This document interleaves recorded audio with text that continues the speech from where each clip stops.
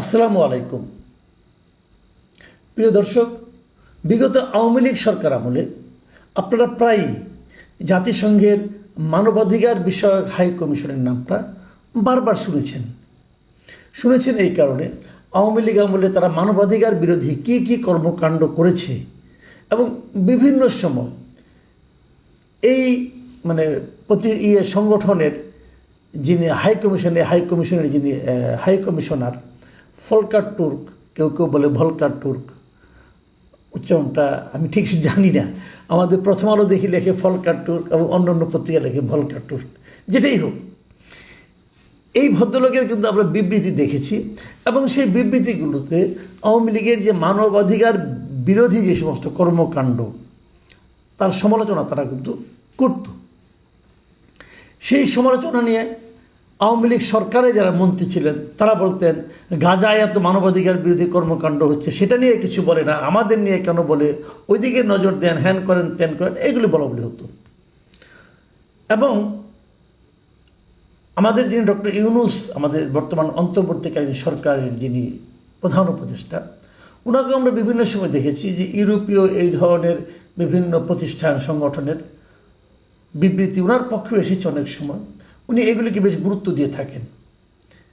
আধুনিক মানুষ সেভাবে ওনারা হয়তো সেগুলি ভাবেন যে এদের বক্তব্যগুলি খুবই মানবাধিকার এবং গণতন্ত্রের সপক্ষে বক্তব্য।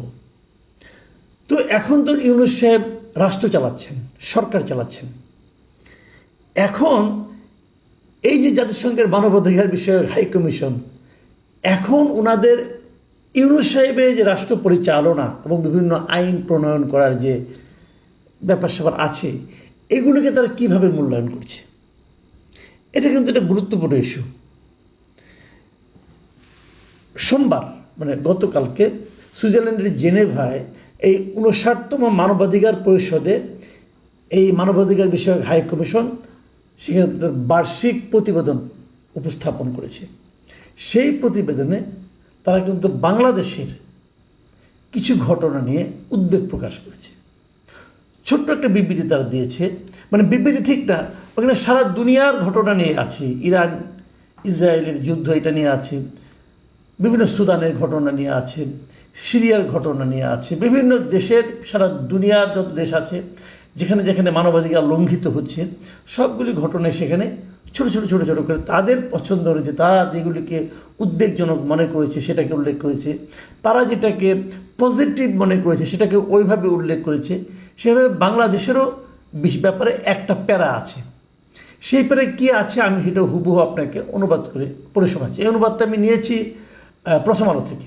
আমি আরও কয়েকটা পত্রিকায় দেখেছি, প্রথম আলো অনুবাদটা আমার কাছে পছন্দ হয়েছে, আমি ওইটি আপনাদেরকে পড়ে শোনাই। সেখানে ফলকার তুর্ক বলেছেন যে আমি অনুপ্রাণিত বোধ করছি যে বাংলাদেশে অন্তর্বর্তী সরকার ও রাজনৈতিক দলগুলো সংলাপের মাধ্যমে অগ্রগতি অর্জন করছে। সংস্কার, অবাধ ও অন্তর্ভুক্তিমূলক নির্বাচনের পরিবেশ তৈরির লক্ষ্য অর্থবহভাবে এগিয়ে যাওয়ার জন্য আমি আহ্বান জানিয়েছি। এটুকু পজিটিভ কথা। আমরা দেখছি সরকার বিভিন্ন রাজনৈতিক দলের সঙ্গে সংলাপ করছে এবং তারা সংস্কার, অবাধ এবং অন্তর্ভুক্তিমূলক নির্বাচনের পরিবেশ তৈরির জন্য এগিয়ে যাওয়ার জন্য উনি আহ্বান জানিয়েছেন। এখানে একটা কথা খেলে বলার যায়, সেটা হলো যে অন্তর্ভুক্তিমূলক নির্বাচন, এটার অর্থটা কী? এটার আবার নানা ধরনের ব্যাখ্যা এখন আবার দেখছি। কিন্তু অন্তর্ভুক্তিমূলক নির্বাচন বলতে অনেকে বলতে চাচ্ছেন যে কত বেশি ভোটার আসবে সেটাই অন্তর্ভুক্তিমূলক নির্বাচনের ডেফিনেশন।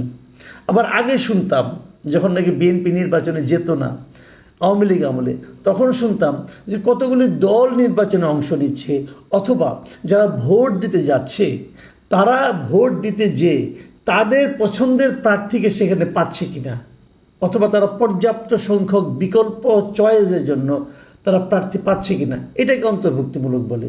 যাই হোক, সরকার পাল্টে যায়, সংজ্ঞা পাল্টে যায়, আমাদের এখানেও তাই হয়তো হবে আগামীতে। যাই হোক, সেটা নিয়ে আর আলোচনা করি না। আমি ওনার এই বিবৃতির পরের অংশটুকু পড়ছি। সেখানে উনি বলেছেন, অবশ্য রাজনৈতিক দল ও সংগঠন নিষিদ্ধ করার সুযোগ তৈরি করে সম্প্রতি আইনের পরিবর্তন আনা এবং এ সংক্রান্ত সব কর্মকাণ্ড নিয়ে আমি উদ্বিগ্ন। খুব ঠান্ডা মাথায় খেয়াল করুন, উনি কি বলেছেন যে রাজনৈতিক দল ও সংগঠন নিষিদ্ধ করার সুযোগ তৈরি করার জন্য একটা আইনের পরিবর্তন করা হয়েছে। কিন্তু আপনি এটা জানেন যে মানে এই সরকার কিছুদিন আগে যে একটা মানে আপনার সন্ত্রাস বিরোধী অধ্যাদেশ জারি করেছে 2025। সেখানে বলা সেটা কেন করা হয়েছে যে সন্ত্রাসী কর্মকাণ্ডে জড়িত ব্যক্তি বা সত্তা বলতে সংগঠন, আমি ওদের ভাষায় বলছি, যে ব্যক্তি বা সত্তার যাবতীয় কার্যক্রম নিষিদ্ধ করার বিধান যুক্ত করে সন্ত্রাস বিরোধী অধ্যাদেশ 2025 অন্তর্বর্তীকালীন সরকার জারি করেছে। এবং সেই সঙ্গে তারা আর কি করেছে, এটা জারি করার মাধ্যমে তারা কি করেছে, এটা জারি করার মাধ্যমে এই জারি করার আলোকে যে যতদিন পর্যন্ত আন্তর্জাতিক অপরাধ ট্রাইব্যুনালে এই আওয়ামী লীগের সংগঠনের বিভিন্ন আওয়ামী লীগের যারা ভাতৃপ্রতিম সংগঠন আছে সবগুলোর নেতাকর্মীদের বিচার শেষ না হবে ততদিন পর্যন্ত এদের যাবতীয় কর্মকাণ্ড নিষিদ্ধ হয়েছে এই আইনের মাধ্যমে। এরপর আর কি করছে, হলো এই আন্তর্জাতিক ট্রাইব্যুনাল যেটা করছে অপরাধ ট্রাইব্যুনাল, তাদের কিছু আইন সংশোধন করেছে।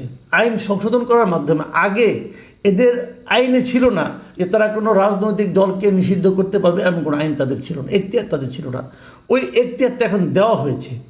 সেখানে বলা হয়েছে আন্তর্জাতিক ট্রাইব্যুনাল যদি মনে করে যে কোনো রাজনৈতিক দল, তার অঙ্গ সংগঠন বা সমর্থক গোষ্ঠীকে তারা চাইলে শাস্তি দিতে পারে। মানে শাস্তি দেওয়া মানে কি নিষিদ্ধ করতে পারে, আংশিক নিষিদ্ধ করতে পারে, কর্মকাণ্ড নিষিদ্ধ করতে পারে, অনেক কিছুই করতে পারে। এটা তারা করার সুযোগটা আইনটা সংশোধন করেছে। এই যে আইনটাকে সংশোধন করা, এই যে অধ্যাদেশটা জারি করা, এটার ব্যাপারেই কিন্তু এই ভলকার তুর্ক বলেছেন যে রাজনৈতিক দল ও সংগঠন নিষিদ্ধ করার সুযোগ তৈরি করে সম্প্রতি যে আইনে পরিবর্তন আনা হয়েছে এবং এ সংক্রান্ত সব কর্মকাণ্ড মানে এই আইনের আলোকে যে রাজনৈতিক দলগুলোকে যে রাজনৈতিক কর্মকাণ্ড নিষিদ্ধ করা হয়েছে, এখন আপাতত তারা কোনো রাজনৈতিক কর্মকাণ্ড চালাতে পারবে না। এই যে এইগুলো সব কর্মকাণ্ড, এই সব কর্মকাণ্ড নিয়ে উনি উদ্বিগ্ন। তার মানে সরকারের এই আইনটাকে, এই অধ্যাদেশটাকে এবং এ সংক্রান্ত কর্মকাণ্ডকে জাতিসংঘ মানবাধিকার কমিশন ভালোভাবে দেখছে না। এটাকে মানবাধিকারের সঙ্গে সাংঘর্ষিক বলে তারা বিবেচনা করছে। তারপরে উনি শেষ বাক্যটা এভাবে লিখেছেন, এটা অন্যায্যভাবে সংগঠনের স্বাধীনতা, মত প্রকাশের স্বাধীনতা ও সমবেত হওয়ার স্বাধীনতাকে সীমিত করবে। মানে এই আইনটা হলে সংগঠন করার স্বাধীনতাকে সীমিত করে দিবে, মত প্রকাশের স্বাধীনতাকে সীমিত করে দিবে এবং একসঙ্গে কিছু লোক একটা বিষয়ে আলোচনা করার জন্য সমবেত হবে, সেই সমবেত হওয়ার স্বাধীনতাকেও সীমিত করবে। কথা কিন্তু পরিষ্কার। এই কথাগুলো পশ্চিমা জগতের কাছে খুবই প্রিয় ব্যক্তিত্ব ডক্টর মোহাম্মদ ইউনূস কিভাবে দেখবেন, কিভাবে মূল্যায়ন করবেন? উনি কি বুঝতে পারছেন যে ওনার অবস্থানটাকে উনি টেনে কোথায় নামিয়ে নিয়ে যাচ্ছেন? ওনার কর্মকাণ্ড নিয়ে জাতিসংঘ মানবাধিকার হাই কমিশন এখন সমালোচনা করছে। এই সমালোচনাটা উনি অর্জন করেছেন। এটা কি শেষ বয়সে এসে ওনার অর্জন করার কথা ছিল না।